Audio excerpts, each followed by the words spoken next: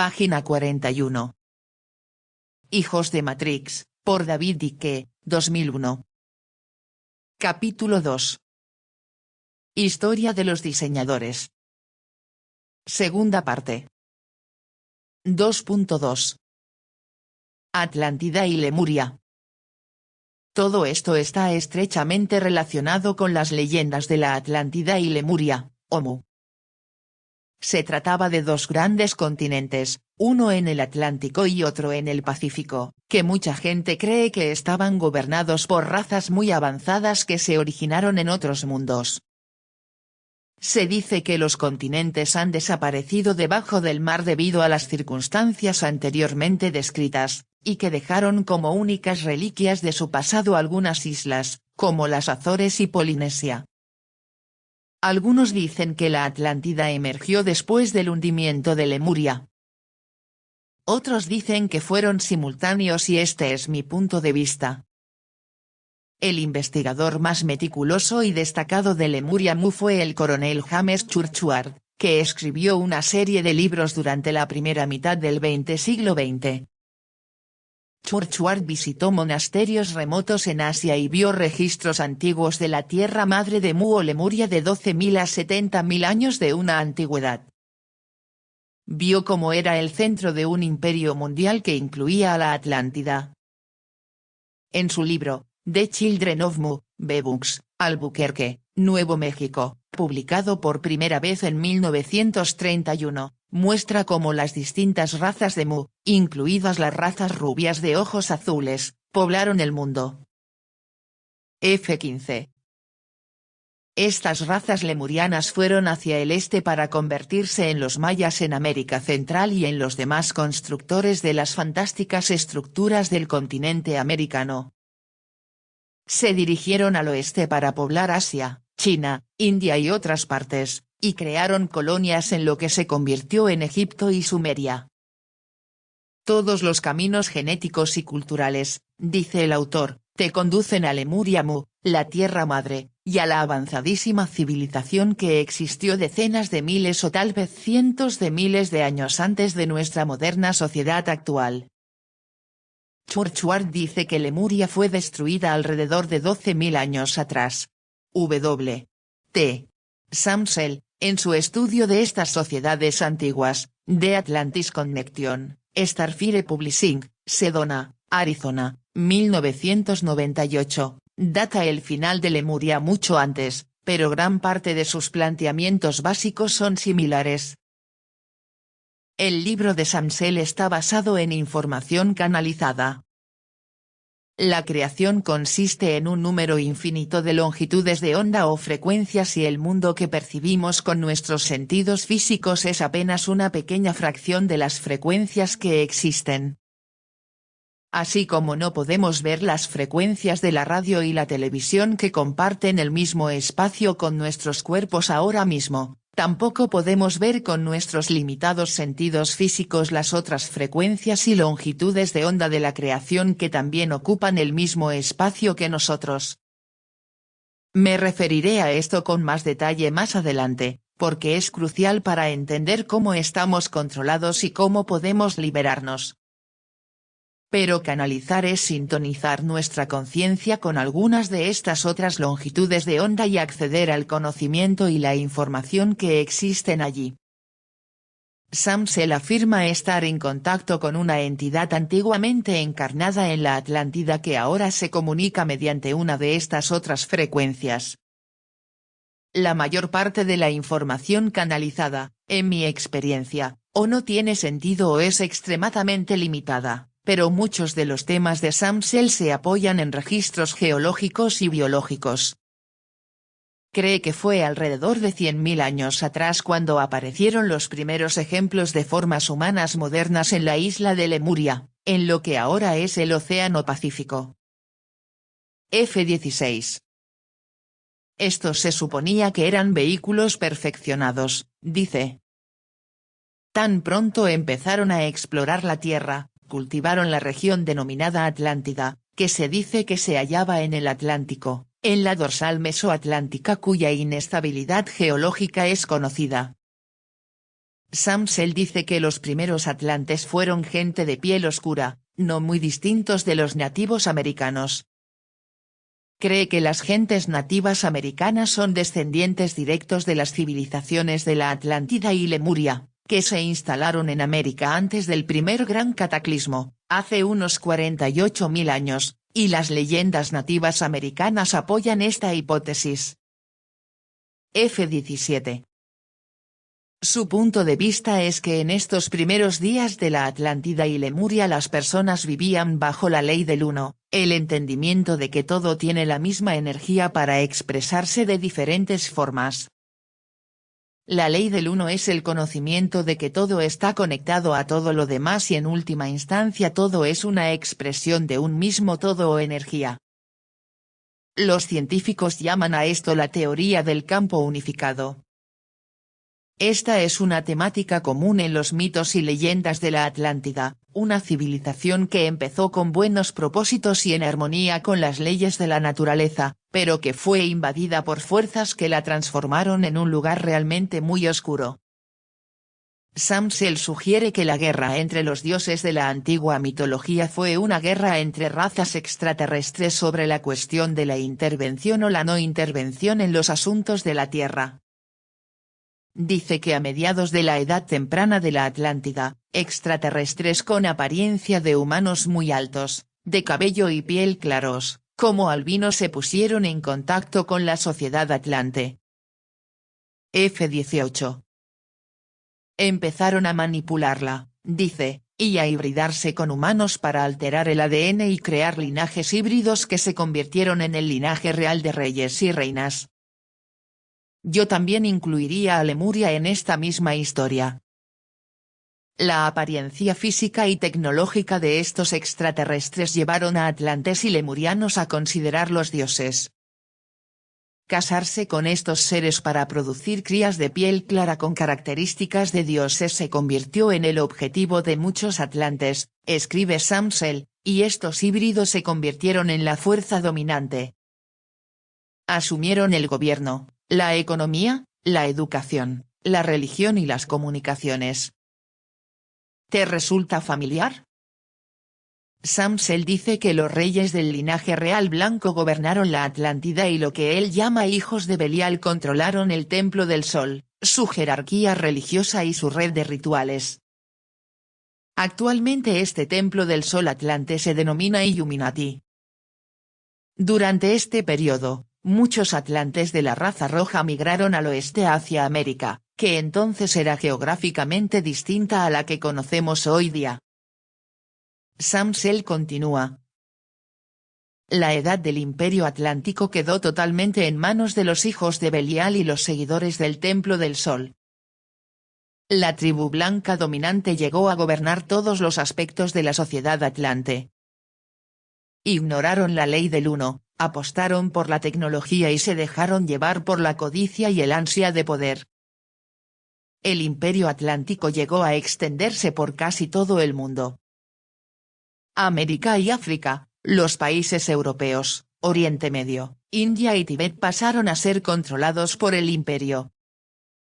El Templo 1 estaba dividido y era inefectivo, el Templo del Sol floreció y los hijos de Belial prosperaron. Durante este tiempo, los predicadores de la ley del uno organizaban la emigración de la raza roja al oeste, hacia América, y al este, hacia África. Pretendían preservar la ley del uno y por eso construyeron nuevos círculos en las tierras lejanas. 19. Samsel dice que el segundo gran cataclismo acabó con la Atlántida. Cree que usaron sus superarmas contra el país que ahora llamamos China y que intentaron utilizar la Tierra como un gran conductor a través del cual pudieran apuntar contra sus adversarios, con ayuda del vasto cristal, un tema común en las historias de la Atlántida. Sin embargo, dice, la Tierra lanzó la fuerza de vuelta contra ellos y puso en marcha el desastroso cataclismo. F-20. Samsel afirma que la raza blanca es la fuerza que tiene en sus manos el control mundial. A lo largo de la historia de la Tierra y la humanidad ha habido una tribu blanca que ha exhibido de manera coherente las características de su herencia ancestral. Se trata de los que abiertamente muestran muchas de las características de los seres alienígenas que vienen de otro mundo. Se han acogido a la tecnología por encima de la espiritualidad y han manipulado esta última para conseguir sus propios fines. Tradicionalmente muestran poca consideración por la tierra, la naturaleza u otras especies de seres vivos. A lo largo de toda la historia registrada han perseguido dominar a los demás y a la tierra misma. Están muy bien programados y condicionados para ser exclusivos, agresivos y dominantes. En la actualidad, dirigen a la humanidad hacia el nuevo orden mundial, llevando a cabo consciente e inconscientemente el plan de los Illuminati, es decir, de los manipuladores extraterrestres. F-21. Los temas de investigación de Sam Sell se ven corroborados por los míos propios, a pesar de que diferimos en algunos detalles. Mi punto de vista es que lo que él llama los hijos de Belial son para mí linajes reptilianos, el resultado de hibridaciones entre la raza blanca o nórdica y los reptilianos. Al final, sin embargo, es la temática lo que realmente importa para entender los antecedentes fundamentales del mundo actual. La lucha entre los defensores atlantes de la Ley del Uno y los opositores del Templo del Sol es muy significativa. El Templo del Sol ha sido la religión de los Illuminati desde los tiempos de la Atlántida y Lemuria hasta el momento presente. De hecho, el mundo actual es la nueva Atlántida, un espejo de la obsesión del dominio tecnológico que condujo a la destrucción de las primeras civilizaciones atlantes. Por decirlo de una forma simple, la ley del uno considera que todo está conectado, que forma parte de un mismo conjunto unificado, y el Templo del Sol refleja el deseo de presentar todo sin conexión y aislado de todo lo demás. Uno busca unificar, y el otro dividir, y, por consiguiente, dominar. Podrás encontrar este tema en todo el libro a medida que cuento la historia de cómo los Illuminati, los Atlantes hijos de Belial, o como prefieras llamarlos, han estado intentando construir una nueva Atlántida desde que los acontecimientos cataclísmicos destruyeron la versión original. La Atlántida fue descrita por Platón, 427–347 a.C., el antiguo filósofo griego, quien fue también un alto iniciado en la sociedad secreta, la red de escuelas de misterios. Hasta hoy mismo, esta red secreta ha ido transmitiendo el conocimiento avanzado a los pocos escogidos y negando este privilegio a la mayoría de la población. La historia oficial descarta la opinión de Platón acerca de que dicho continente existió, pero hay muchas pruebas geológicas que apoyan sus afirmaciones. Las Azores, que algunos creen que formaban parte de la Atlántida, se encuentran en la dorsal mesoatlántica, una línea de fractura que rodea el planeta. Esta línea abarca una distancia de 64.500 kilómetros. F-22. La dorsal mesoatlántica es una de las regiones sísmicas y volcánicas más importantes. 4 grandes placas tectónicas, la eurasiática, la africana, la norteamericana y la caribeña, se encuentran y chocan en esta región haciéndola muy inestable geológicamente. Tanto las Azores como las Islas Canarias, cuyo nombre se deriva de los perros o canes, no de los canarios, experimentaron una extensa actividad volcánica en la época en que según Platón se produjo el fin de la Atlántida. La lava tarda en desintegrarse en agua salada 15.000 años y, sin embargo, todavía puede encontrarse en el lecho marino alrededor de las Azores, lo que confirma que hubo catástrofes geológicas recientes. F-23. Otra evidencia, incluida la arena de playa recogida a profundidades de 3.200 a 5.600 metros, revela que el lecho marino en esta región debió de haber estado situado, de nuevo en tiempos geológicamente recientes, por encima del nivel del mar. F-24. El oceanógrafo Maurice Ewing escribió en la revista National Geographic lo siguiente. O la Tierra se hundió 3 o 4 kilómetros, o el mar debió de estar alguna vez 3 o 4 kilómetros por debajo del nivel actual. Cualquier conclusión es asombrosa. F-25. Cuando los exploradores europeos llegaron por primera vez a las Islas Canarias, los habitantes dijeron que eran descendientes de los atlantes y quedaron sorprendidos al observar que otras personas habían sobrevivido al cataclismo que había destruido su tierra natal. La evidencia geológica y biológica también indica que la extensa actividad volcánica que causó el hundimiento de la Tierra en la región de las Azores ocurrió al mismo tiempo que la ruptura y el hundimiento de la masa de tierra denominada Apalachia, que conectaba lo que ahora llamamos Europa, América del Norte, Islandia y Groenlandia. F-26. Incluso sus grados de hundimiento parecen guardar una estrecha relación. El llamado Triángulo de las Bermudas, entre las Bermudas, el sur de Florida y un lugar cerca de las Antillas, ha estado asociado durante mucho tiempo con la Atlántida. Es una región donde según numerosas leyendas han desaparecido barcos y aviones. Cerca de Bimini, debajo de las aguas de los bancos de las Bahamas, dentro del triángulo, se han encontrado edificaciones sumergidas, murallas, carreteras y círculos de piedra como el de Stonehenge, incluso lo que parece que fueron pirámides. F-27. También se han hallado murallas o carreteras que crean líneas que se entrecruzan. Algunos otros hechos que la mayoría de la gente no sabe: el Himalaya, los Alpes, los Andes y por lo menos la mayoría de las demás cordilleras solo se formaron o alcanzaron una altura como la que tienen ahora hace unos 12.000 años.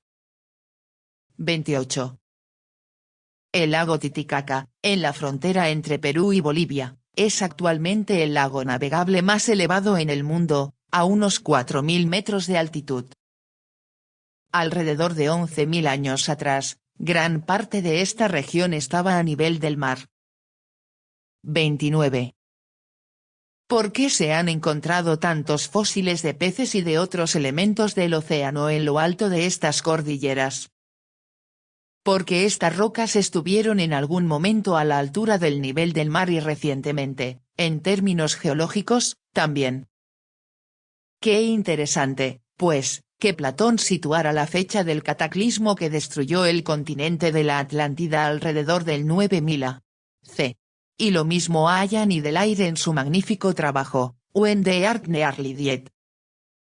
Dicen que ocurrió alrededor del 9500 a.C. El investigador norteamericano Charles Abbott afirma que la superficie de la Tierra se desplazó unos 5000 kilómetros alrededor del 10.000 a.C. F-30. Las rocas que contienen hierro actúan como una brújula. A medida que las rocas fundidas se enfrían, las moléculas se alinean con el polo norte e incluso si estas rocas se desplazan, mantienen esta orientación.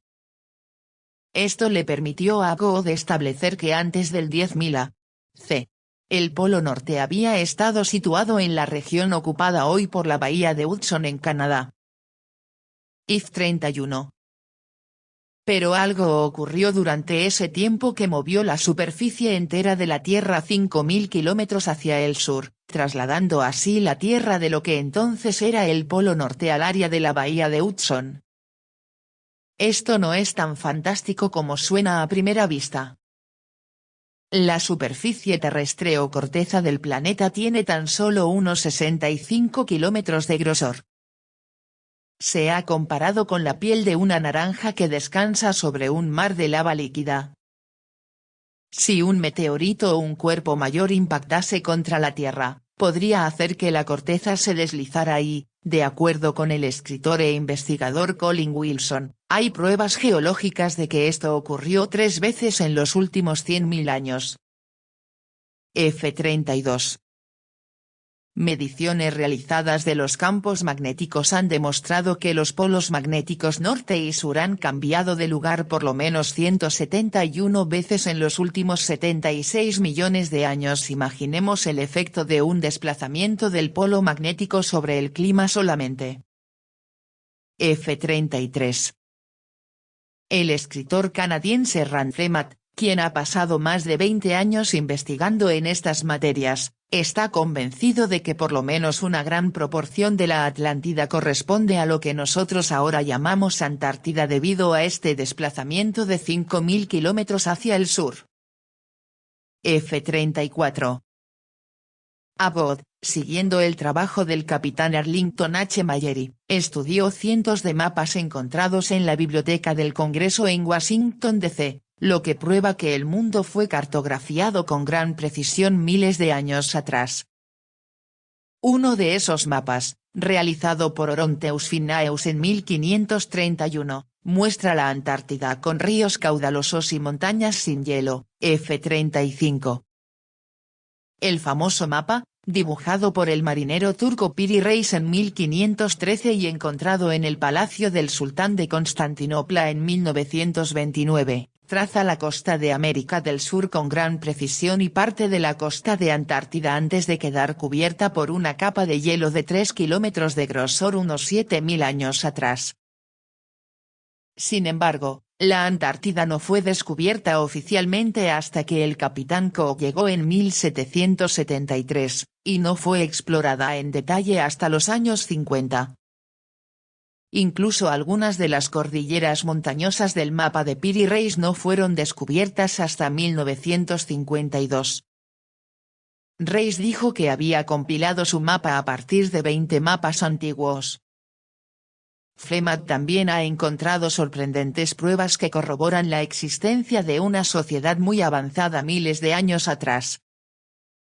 Encontró que si se traza una línea de longitud a través de la Gran Pirámide de Giza, esta cruza más tierra que ninguna otra línea del planeta y esto apoya la antigua creencia egipcia de que la pirámide constituía el centro de la Tierra. F36. Flemat se dio cuenta entonces de que si se toma la Gran Pirámide como el centro del meridiano cero, las coordenadas de longitud y latitud de los lugares sagrados del mundo encajan en patrones geométricos perfectos. Aparecían como un sistema cuadriculado, muy parecido a las manzanas de los planos callejeros de las ciudades estadounidenses.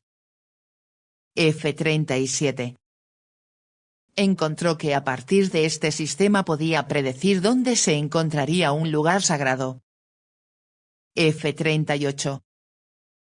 Esta perfección geométrica no se da si se toma como punto central del meridiano cero el actual observatorio de Greenwich en Londres. Esto derrumba todo el sistema. Greenwich fue elegido por un comité en 1884 en contra de las protestas de un miembro destacado, el astrónomo real de Escocia, Charles Piazzi Smith, que consideraba que dicho meridiano debía pasar por la Gran Pirámide. Flemat ha establecido además que alrededor de 50 lugares sagrados en México están alineados con un polo norte ubicado en la región de la bahía de Hudson, tal y como ocurría antes del cataclismo. F39. Incluso aquellos que se han construido después de las catástrofes se han situado en lugares antiguos alineados con el antiguo polo norte. Lo mismo cabe decir de la capilla de Roslin, cerca de Edimburgo, en Escocia, F40, que es un santo grial de los Illuminati, lleno de su antigua simbología y construido por la familia St. Clair Sinclair, uno de los principales linajes de los Illuminati y fundadora, entre otras fuerzas, de la sociedad secreta de los Caballeros Templarios. Por cierto, Charles Flabout tenía concertada una reunión con el presidente Kennedy para discutir un proyecto sobre la localización de Atlántida, pero Kennedy murió en Dallas unos pocos días antes de su encuentro. F41.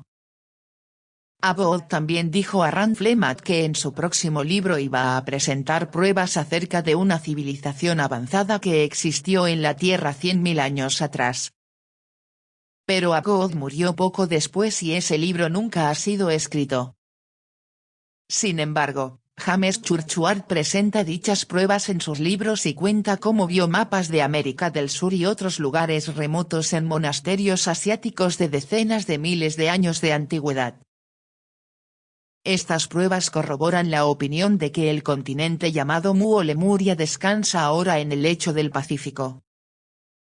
Las tribus polinesias y otros pueblos relacionados conservan muchas leyendas de su tierra natal hundida y los nativos de la isla de Pascua en el Pacífico afirman que su tierra formó parte en algún momento del continente destruido por el cataclismo. F42. Un texto chino encontrado en una cueva budista llamada Dunhuang, al oeste de China, en 1990 incluía fragmentos de un mapa que mostraba un continente-isla en el Pacífico. F43. Leyendas sudamericanas cuentan la misma historia de sus antepasados llegados de un continente perdido, entre ellos un hombre llamado Aramumuru, que poseía el conocimiento de la hermandad lemuriana o la escuela de misterios. F44. La tribu Hopi en Arizona recuerda a Lemuria como una serie de islas por las cuales viajaban al continente americano. F45. Porque la historia de la Atlántida y Mu no ocupa un lugar destacado en la historia oficial. Porque sistemáticamente se ha suprimido y destruido este conocimiento. El astrónomo Carl Sagan dijo que un texto que describía la Atlántida en detalle, titulado La verdadera historia de la humanidad a lo largo de los últimos 100.000 años, desapareció junto con otros miles a raíz de la destrucción de la gran biblioteca de Alejandría en Egipto en el 391 d.C. F46. Una vez conozcamos la existencia de estas civilizaciones avanzadas, que duraron cientos de miles de años, y la participación extraterrestre en su creación y desaparición, nuestro juicio sobre el mundo y sobre nosotros mismos cambiará. Lo mismo sucederá con nuestra comprensión acerca de lo que está ocurriendo y quién está controlándonos actualmente. La destrucción del antiguo conocimiento en todo el mundo, en nombre del cristianismo, es obra de los Illuminati o del Templo del Sol, que quieren hacer desaparecer los registros verdaderos, no solo de historia, sino también de la ley del uno. Página 50.